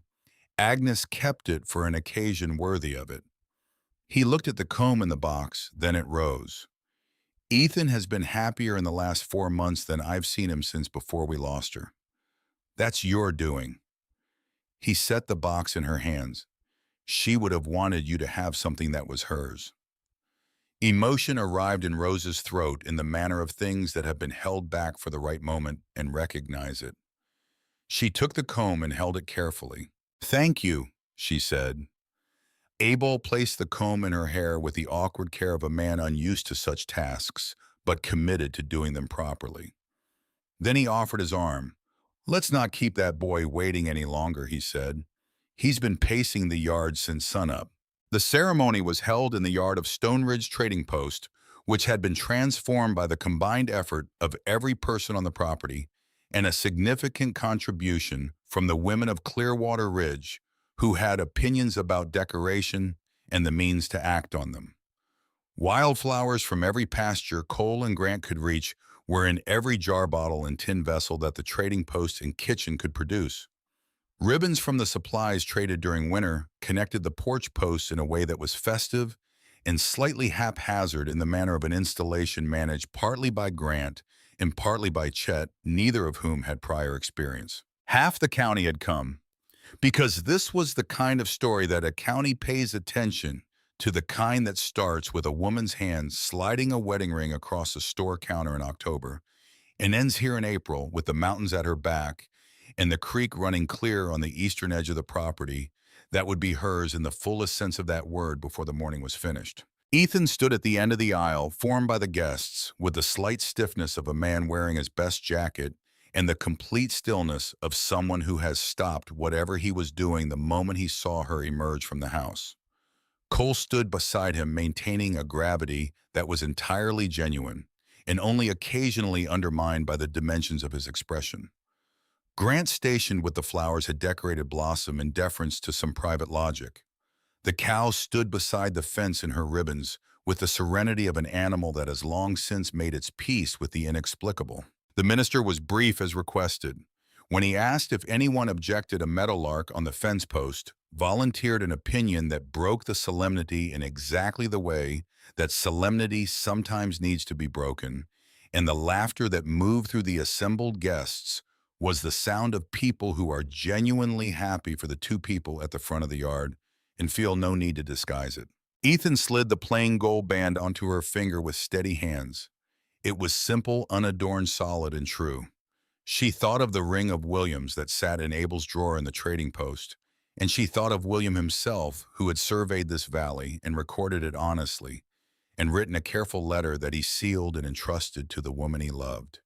And she thought that he would have recognized this day for what it was, the honest record of something real documented by the presence of everyone in this yard, permanent in the way that witness truths are permanent. The kiss was thorough enough to produce a sound from Chet that carried to the tree line. Late in the afternoon, when the dancing was in its fourth hour and the supply of Silas Vance's corn liquor had reached the stage of the evening where the dancing became more ambitious and less accurate, Ethan took Rose's hand and led her up the small hill behind the trading post. 3 crosses stood in the long grass, simple and sufficient. Agnes Stoneridge. And beside her, the 2 ranch hands lost in the rock fall of the first hard winter. The wild grass had grown up around the markers through the autumn and had been pressed flat by snow and was now rising again with the spring, the particular pale green of new growth that contains the memory of everything that has grown there before. Rose knelt and placed her wedding bouquet against Agnes's marker. Mountain wildflowers bound with a ribbon from her hair. "I'll take care of them," she said, not performing it, saying it the way you say things to people who matter, which is directly and without ornament. "Your husband, your sons, this land you loved, the roses you kept alive when they had no business surviving." She paused. "I'll tend it all the way you would have wanted." The wind moved through the long grass around the crosses. In the valley below, the sound of the fiddle reached them faintly, and the voices of people celebrating, and underneath both of those, the constant low conversation of Clearwater Creek over its stones. Ethan stood behind her with his hands resting on her shoulders. She rose and turned and leaned into him and felt the solid warmth of someone who is entirely present in a moment that they have decided deserves their full attention. "No regrets," he said. She considered the question honestly, which was the only way she knew how to consider anything. She thought about October, about the hand that did not tremble, about a counter and a ring and 7 words that had rearranged the next 6 months of her life, before she had the information to understand what rearrangement meant.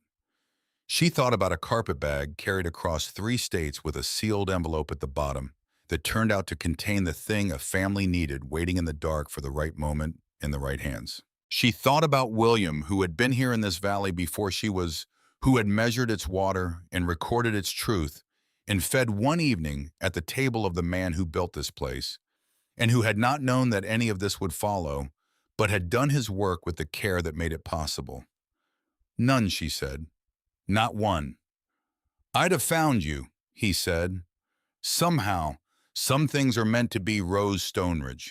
Her name in his mouth was the name she had become, not in replacement of everything before it, but in continuation of it, the surveyor's wife, who became the woman this mountain shaped from grief and winter and the particular stubbornness of someone who would not trade her memories away, who learned instead to carry them differently. They stood on the hill until the sun completed its descent behind the Bitterroot Peaks, and the sky moved through the amber and rose and deep purple that high altitude makes possible, and the valley below them filled with the blue shadow of evening. Then they walked back down together, hand in hand toward the light and the music and the people who had become in the months since October the shape of what her life was now. Much later in the quiet that settled over the Stoneridge compound, after the last guests had made their way home or found accommodations in the barn that had been prepared for the purpose, Rose stood alone in the kitchen. She had sent Ethan up the stairs ahead of her, telling him she needed a few minutes, and he had accepted this without question, because he was the kind of man who understands that some moments belong to a person alone.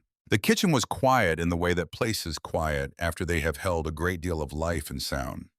The stove was banked, the surfaces were clean. The wildflower arrangements from the day's celebration occupied every windowsill and counter edge. Through the kitchen window, the April night was doing what Montana April nights do when they are feeling generous, filling the sky with stars so numerous and so bright that the mountain peaks showed in silhouette against them. She went to the drawer in the sideboard. Abel's drawer in her mind, the place where he kept the spare candles and the good matches and the small things that needed a reliable home. She opened it. She took William's ring from her pocket, where she had been carrying it since Columbus, where it had been through 10,000 miles of the particular country that follows the end of a life that was supposed to go on longer than it did. She held it in the lamplight for a moment, the plain gold of it, the weight of a careful man's savings and a careful man's love, and a careful man's work that had survived him by years and arrived in the end at exactly the place it needed to arrive. She placed it in the drawer. She placed it on the small piece of velvet she had cut from the hem of Agnes's blue dress, which she had worn to the Harvest Festival in November. She placed it carefully the way you place things that have earned their rest. She was not discarding it. She was not losing it. She was not trading it for anything because it was not for trade and never had been. She was giving it a home, which was the right thing to give something that had been carried long enough. She closed the drawer. She stood in her kitchen and looked at the window and the stars beyond it, at the outline of the mountains that had asked everything of her and given back something she had not known she needed. At the creek that ran clean and cold on the eastern edge of the property, that was hers and Ethan's, documented honestly by a careful man who had come through this valley 3 years before either of them arrived and written down the truth of what he found. Gold was not what these mountains needed. She had known this since October, when a quiet man with amber eyes had said the words in a general store and meant them exactly. She knew it more completely now, standing in the kitchen she had claimed from neglect and made into the heart of a home, with a mountain outside the window and a family asleep in the house behind her, and a year's worth of becoming the person this place had needed between that October morning and this April night. She turned off the lamp. She went upstairs. Behind her in the kitchen, in the sideboard drawer on its small piece of velvet, William Whitfield's ring rested in the dark. Not lost, not forgotten, not traded away. Set down at last in a place of honor, because the woman who had carried it had somewhere to put it now, and someone to be, and a life being built that did not require her to carry the past on her finger to prove that what it represented was real and mattered and would always matter. Outside, Clearwater Creek ran over its stones in the dark, cold and clear. the way it had been running since before anyone in this valley had a word for it.